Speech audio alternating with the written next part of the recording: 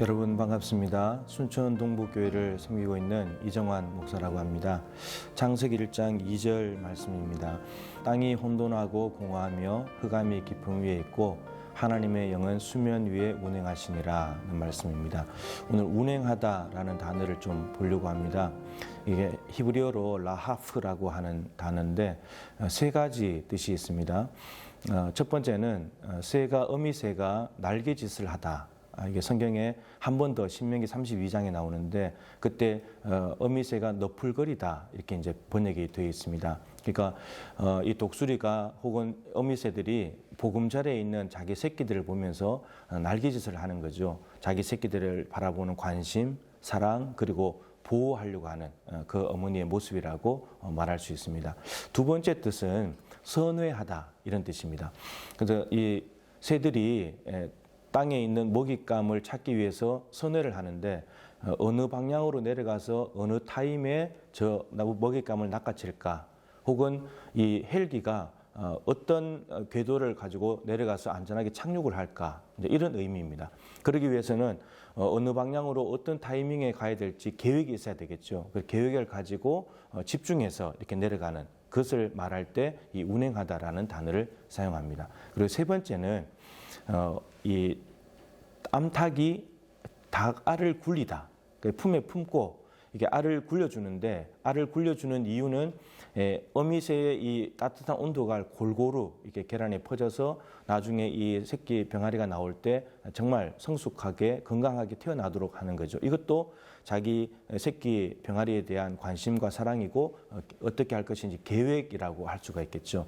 그 전체적으로 본다면 운행하다라는 뜻은 하나님께서 어떤 계획을 가지시고 또 사랑과 관심을 가지시고 저들을 보호하시면서 뭔가 새로운 것을 생명을 만들어내실 때 운행하다 이렇게 쓴다는 겁니다.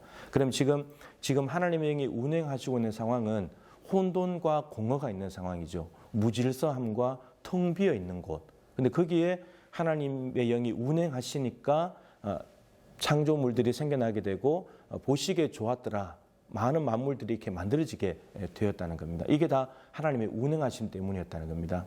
그래서 루터가 이제 이 구절을 이제 주석을 하면서 우리가 아무것도 아닌 것이 되지 않는 한 하나님은 어떠한 일도 행하실 수 없다. 그래서 무에서 유를 창조하신 것처럼 무가 되어야 아무것도 아닌 존재가 되어야 그제서야 하나님이 일을 시작하실 수 있다라고 하는 겁니다. 근데 우리가 자꾸 유가 되고 뭐가 채워진 뭔가 가지고 있는 존재로 자꾸 드러내는 순간 하나님은 역사하실 수가 없다. 이런 말이 됩니다. 지금 코로나로 인해서 혼돈합니다.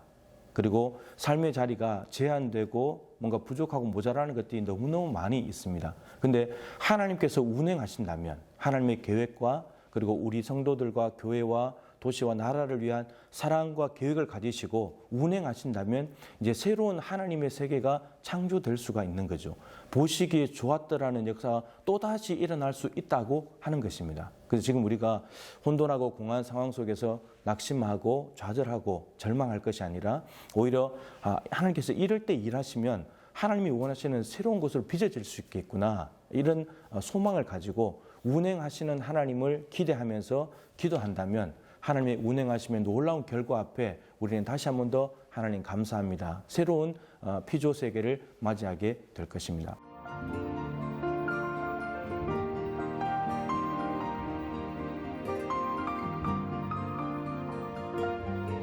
믿음이라는 것은 나에게 있는 모든 것을 영으로 만드는 능력입니다.